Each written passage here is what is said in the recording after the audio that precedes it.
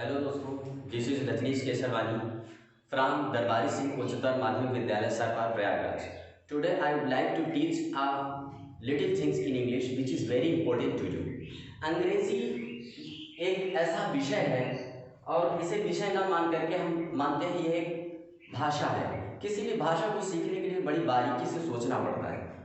इसको अगर हम समझते हैं इंग्लिश में सबसे इम्पोर्टेंट चीज़ होती है हिंदी को इंग्लिश में कैसे बनाएं और इंग्लिश को हिंदी में कैसे बनाएं.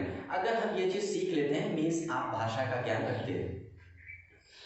इसको आज मैं बताऊंगा डीपली. जैसे सिंपल सा एक ट्रांसलेशन अगर हम लेते हैं ट्रांसलेट करने के लिए कि राम घर जा रहा है. बहुत ही सिंपल ट्रांसलेशन है. अगर हम किसी से भी पूछेंगे तो बता सकता है कि इसका ट्रांसलेट क्या होगा. राम घर जा रहा है, सारे लोग बता सकते हैं. बहुत ही सिंपल ट्रांसलेशन है कि Ram is going to house. सही बात है. इसका translation Ram is going to house. लेकिन हम हिंदुस्तानियों को ये नहीं समझ आ रहा है कि ये अंग्रेजी ऐसे क्यों है. क्योंकि हमारी हिंदी सीधा लाइन पढ़ी जाती है जैसे राम घर जा रहा है. लेकिन जब हम इंग्लिश को पढ़ते हैं तो हमेशा ऐसे पढ़ते हैं कि राम घर जा रहा है. ये चीज़ यहाँ क्यों नहीं खत्म होता, यहाँ आके क्यों खत्म होता है. और इंग्लिश पढ़ते समय हमेशा उंगली को इधर उधर क्यों करना पड़ता है, हमेशा हमें शब्दों को उथल पुथल क्यों करना पड़ता है. अगर हम ये चीज़ समझ जाएंगे तो अंग्रेजी बहुत सीधे तरीके से आपको पता चल जाएगी. क्योंकि हिंदी अलग है, अंग्रेजी अलग है. इसका मेथड अलग है, इसका मेथड अलग है. हिंदी हमारी सीधा पढ़ी जाती है राम घर जा रहा है. लेकिन इन इंग्लिश आप कह सकते हैं Ram is going to house, मतलब राम घर जा रहा है. अब इसी बात को हम समझते हैं. अगर इंग्लिश ऐसे हो जैसे अभी हम बता रहे हैं, जो कि ये सही होता है ये गलत होता है. लेकिन हम इस प्रकार से अगर बताएं राम हाउस गोइंग इज, सारे लोग यही सोच रहे हैं अगर अंग्रेजी ऐसी हो जाए तो सारे लोग को बहुत जल्दी अंग्रेजी आने लगेगी. लेकिन ऐसा नहीं है. ये इंग्लिश हिंदी से अलग है, इसलिए हम इंग्लिश ऐसे लिखते हैं. अब लिखते क्यों है ये चीज आप सीखिए. हमारी हिंदी भाषा जो है वो SOV फार्मूले पे काम करती है. SOV. अब SOV का मतलब समझते हैं पहले. S का मतलब होता है सब्जेक्ट, O का मतलब होता है ऑब्जेक्ट, V का मतलब होता है वर्ब. अच्छे से समझिए पहले. सब्जेक्ट की हिंदी होती है विषय. हम सेंटेंस में जिसके विषय में हम बात करते हैं उसे हम सब्जेक्ट मान लेते हैं.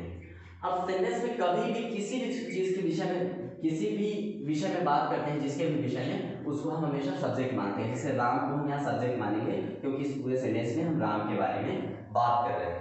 तो यहाँ सब्जेक्ट को पहले लिखा जाता है, फिर उसके बाद ऑब्जेक्ट लिखा जाता है. ऑब्जेक्ट का मतलब होता है कर्म. मतलब जो भी शब्द आपका वर्ग, जो भी शब्द बचता है, आपका बचा खुचा शब्द जितने भी होते हैं वो आप उसको ऑब्जेक्ट के रूप में जाना जाता है. ये होता है ऑब्जेक्ट. जैसे घर, जैसे अगर घर को हम हटा दे रहे हैं, राम जा रहा है, ये भी कंप्लीट है, लेकिन राम घर जा रहा है एक्स्ट्रा शब्द आ गया, इसको हमने बीच में रख दिया. जितने भी शब्द एक्स्ट्रा आएंगे उसको हम हिंदी में बीच में रखते हैं. जैसे राम घर जा रहा है, राम सोहन के घर से अपने घर जा रहा है, राम सोमवार को घर जा रहा है. मतलब सारे शब्द बीच में आएंगे जितने भी एक्स्ट्रा शब्द हैं, तो इसको हम ऑब्जेक्ट कहते हैं. वर्ब का मतलब होता है जो कार्य होता है, जो भी कार्य होता है, और जो कार्य किसी शब्द से पता चले कि इस शब्द के माध्यम से ये पता चला है कि ये कार्य हो रहा है, उसे हम वर्ब कहते हैं. वर्ब को लास्ट में रखा जाता है, जैसे यहाँ पास वर्ब रखा गया जा रहा है. लेकिन इंग्लिश ऐसा नहीं है. हिंदी हमारी ऐसी है. इंग्लिश हमारी कैसी है, इंग्लिश में कुछ नहीं करना है, बशर्ते इसी ऑब्जेक्ट को इधर कर देना है, आपकी ऑटोमेटिक अंग्रेजी बन जाती है. करना कुछ नहीं. ये अब ये आपकी सिर्फ ऑब्जेक्ट को इधर कर देने से आपकी अंग्रेजी बन जा रही है. कैसे? अभी हमने कुछ नहीं किया, जैसे राम, अभी हम क्या किए, राम सब्जेक्ट है तो हमने राम को पहले लिख दिया। अब ये कह रहे हैं वर्ब लिखिए, तो हमने वर्ब को लिख दिया। उसके बाद ऑब्जेक्ट बचता है हमारा घर, हमने घर को लिख दिया, ये आपकी अंग्रेजी बन गई। इस प्रकार से आप अंग्रेजी इस प्रकार से सीख सकते हैं। दूसरा मेथड ये होता है इंग्लिश ट्रांसलेट करने का।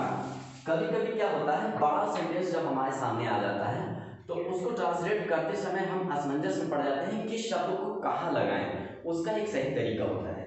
उसका तरीका ये होता है, जैसे एक बहुत बड़ा क्या, थोड़ा सा बड़ा सेंटेंस लेते हैं जिससे सीख पाए हम लोग कि कैसे ट्रांसलेट करना चाहिए। जैसे सोहन सोमवार को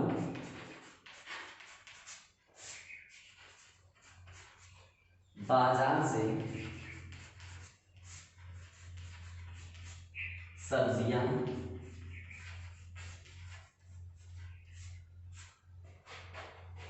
खरीद रहा था। सोहन सोमवार को बाजार से सब्जियां खरीद रहा था। यहाँ पास आपको कुछ भी नहीं ध्यान देना है कि कौन सा नाउन है, कौन सा प्रोनाउन है, क्या एडजेक्टिव है, क्या वर्ब है, क्या प्रीपोजिशन है। बस सारे शब्दों की अंग्रेजी आपको ध्यान में रखनी है। जैसे सोहन का तो सोहन ही होगा, सोमवार की अंग्रेजी होती है मंडे, ऑन की अंग्रेजी होती है, को की अंग्रेजी होती है ऑन, बाजार की अंग्रेजी होती है मार्केट, से की अंग्रेजी होती है फ्रॉम, सब्जियां की अंग्रेजी होती है वेजिटेबल्स, खरीद रहा की अंग्रेजी होती है बाई, था की अंग्रेजी होती है वाज। इसको ध्यान ये रखना है कि आपको सिर्फ सब्जेक्ट लिख करके सिर्फ और सिर्फ शुरुआत में सब्जेक्ट लिखना है, और सब्जेक्ट में लिखने के बाद आपको सारे शब्दों को पीछे से रखते हुए चले आना है, आपकी अंग्रेजी बन जाएगी। इसका देखिए कैसे, बहुत ही बढ़िया टेक्निक है, आप सारे सेंटेंस ऐसे कर सकते हैं।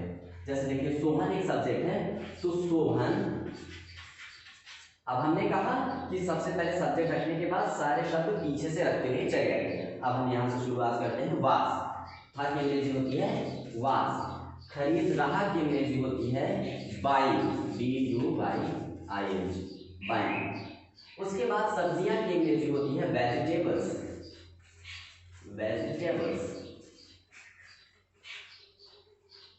से की अंग्रेजी होती है फ्रॉम, बाजार की अंग्रेजी होती है मार्केट,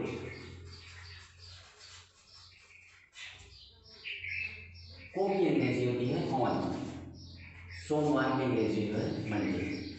मैंने वही फॉर्मूला अपनाया और जिस टेक्निक से आपका ये ट्रांसलेशन पूरा बन गया। आपको कुछ भी ध्यान नहीं रखना है कि इसमें नाउन क्या है, प्रीपोजिशन क्या है, एडजेक्टिव क्या है, वर्ब क्या है, कुछ भी नहीं ध्यान रखना।